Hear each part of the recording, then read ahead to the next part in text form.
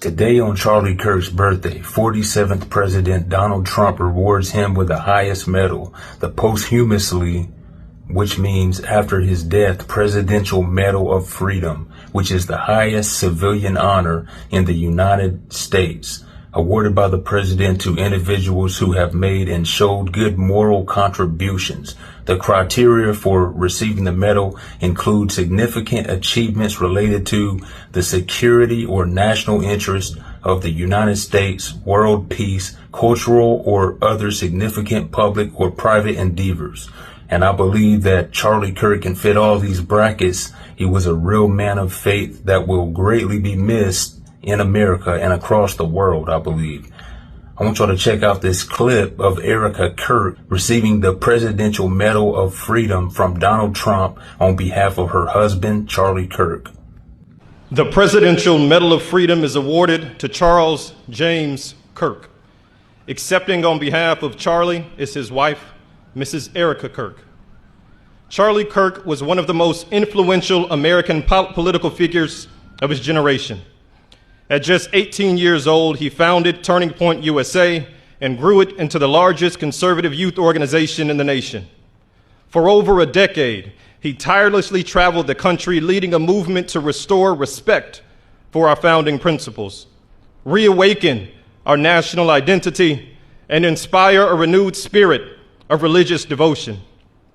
He was one of the great debaters and communicators of his time. Despite receiving repeated threats, he remained undeterred and modeled courage, logic, humor, and grace to the next generation. On September 10th, 2025, at age 31, Charlie Kirk was assassinated while addressing a group of students. The United States honors him as a martyr for truth and freedom.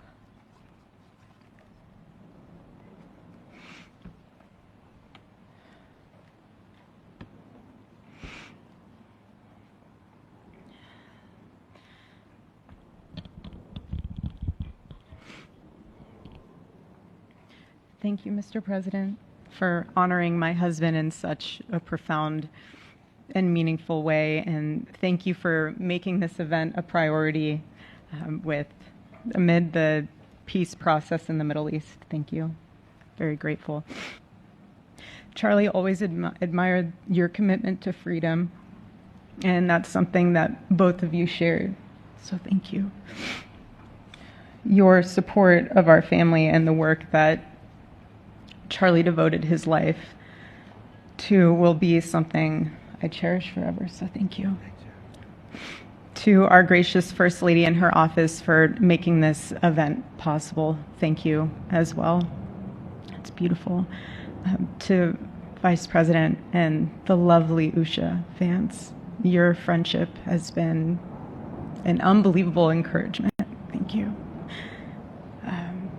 And to all our friends and family that are here and watching from all around the world, thank you for loving us. Thank you for praying for us and for believing in what Charlie believed in.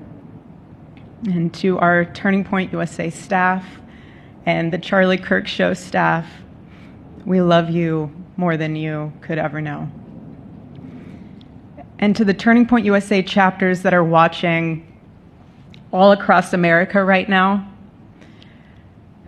you are the heartbeat of this future and of this movement. Everything that Charlie built, You guys are the legacy holders of that. You are living proof that his mission did not die with him. It lives through you. And Charlie always said the next generation will decide whether freedom endures.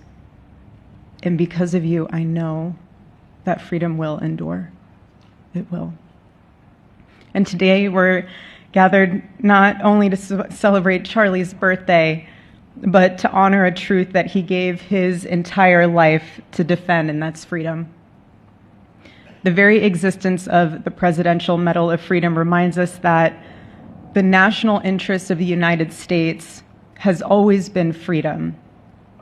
Our founders etched it into the preamble of our Constitution, and those words are not relics on parchment. They are a living covenant. The blessings of liberty are not man's invention, they are God's endowment. Charlie lived for those blessings, not as abstract words, but as sacred promises. He used to love to journal about this topic all the time, and with such a heart postured of gratitude. And he believed that liberty was both a right and a responsibility. And he used to say, freedom is the ability to do what is right without fear. And that's how he lived. He was free from fear. He was free from compromise, free from anything that could enslave his soul. His name, Charles, literally means free man. And that's exactly who my husband was. He was a free man. And from the time I met him, sitting across from him, being interviewed on politics and philosophy and theology, anything that Charlie loved, any topic he loved. And I just saw the fire in his soul, and there was this divine restlessness within him that came from knowing God placed him on this earth to protect something very, very sacred for all of us. And he never stopped fighting for people to experience freedom. He didn't. Charlie often said that without God, freedom becomes chaos.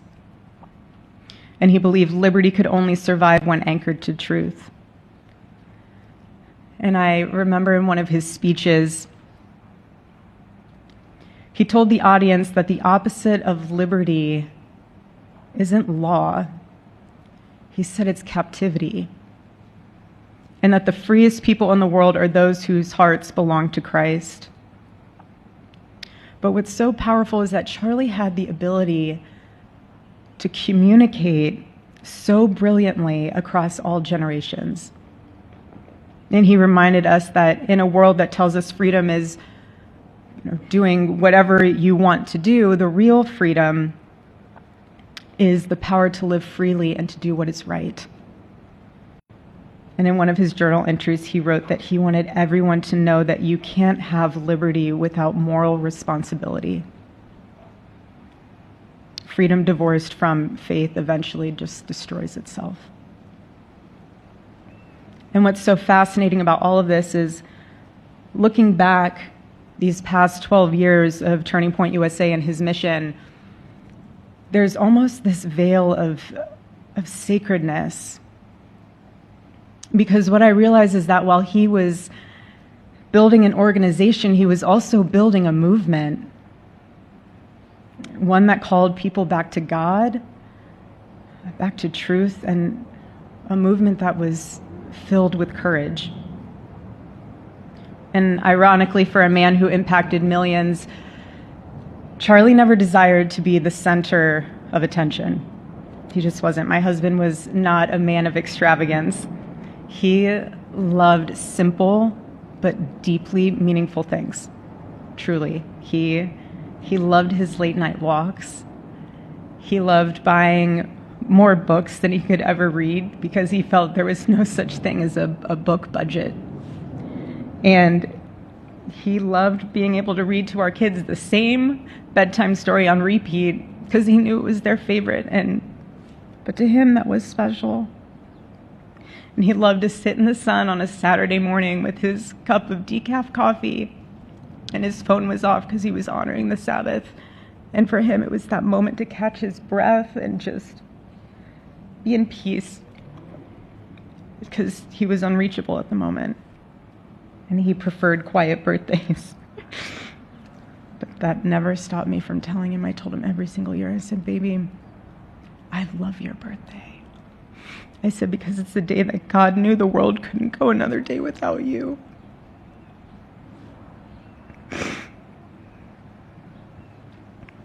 And so the rhythm of our usual birthday celebration for him was mint ice cream, mint chocolate chip ice cream. He only had it twice a year, on his birthday and 4th of July.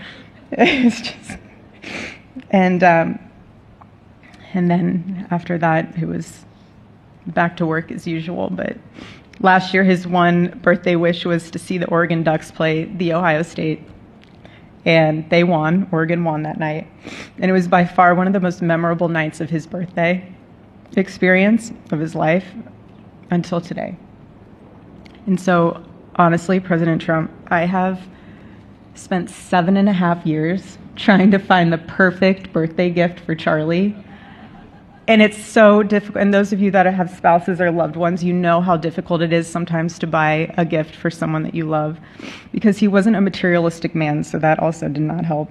But now I can say with confidence, Mr. President, that you have given him the best birthday gift he could ever have.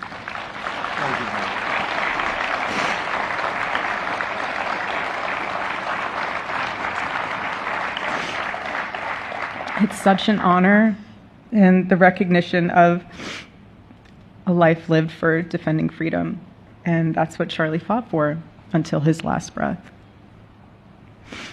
And it was written across his chest in those final moments on one of his simple t-shirts that always carried a message, and this one bearing a single word, freedom.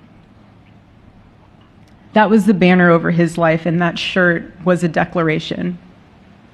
The same declaration he made in every speech, every campus visit, every time he shared the gospel at a church, every sleepless night that he would spend praying for the youth of this nation and planning for the future of our country, and just impressing upon them that when we defend liberty, we defend the soul of our nation. My husband never told anyone what to say. He never did. He never told anyone what to say. He would just encourage them to think. He would encourage them to think outside of the traditional political labels. He would want them to think in a way that was anchored in wisdom and truth. But he would never tell anyone what to say. Charlie wasn't content to simply admire freedom. He wanted to multiply it. He wanted to multiply freedom. He wanted young people to taste it and to understand it and defend it. He wanted them to see that liberty isn't self-indulgence, it's self-governance under God. He wanted them to see that. And every day I'd see him getting ready for work. He'd put on his cross necklace, he'd put his ring on his finger. And the boldness in his demeanor was always fearlessness. He wasn't afraid. He was never afraid. In his daily actions, whether in office or on campus or at a church, it was always without fear. That was his creed. That is how he lived out every single day. He didn't fear being slandered. He did not. He didn't fear losing friends, I can tell you that. He didn't. He didn't care. He stood for truth and stood for freedom, and he did not, everything else was just noise to him. And it's because his confidence in Christ was absolute. That's why. There was no limit to what he would have sacrificed to defend freedom for all. And if the moment had come, he probably would have run for president, but not out of ambition. He would only have done it if that was something that he believed that his country needed from a servant's heart standpoint. And Charlie lived only 31 short years. I was 32, but on this side of heaven, but he lived. He lived every single second he lived. filled every single day with purpose, and he fought for truth when it was unpopular. And he stood for God when it was costly, but that's what we're called to do. Surprisingly enough, he did pray for his enemies, which is very hard, but he did. He did. He did. No one else, I saw him do it. No, he never did it in front of anyone else, but I can attest to that. But he also loved people when it was inconvenient.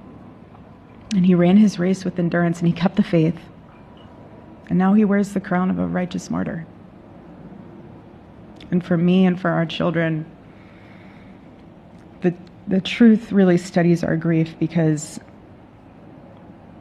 heaven gained what earth could no longer contain: a free man made fully free. And to all watching, this is not a ceremony. This is a commissioning. And my message is simple. I want you to be the embodiment of this medal. I do. I want you to free yourself from fear. I want you to stand courageously in the truth. Listen for the still, small voice of God. And remember that while freedom is inherited in this country, each of us must be intentional stewards every single day. God began a mighty work through my husband, and I intend to see it through. And the torch is in our hands now. It's in mine, it's in yours, it's in all of yours. It's in all the students with Turning Point USA. And before I close, I'll share with you that I asked our daughter what she would like to say to Daddy for his birthday. Excuse me.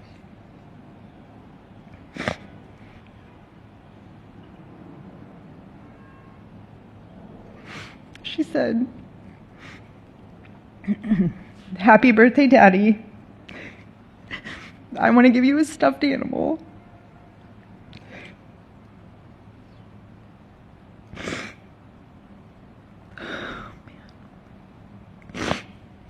I want you to eat a cupcake with ice cream, and I want you to go have a birthday surprise.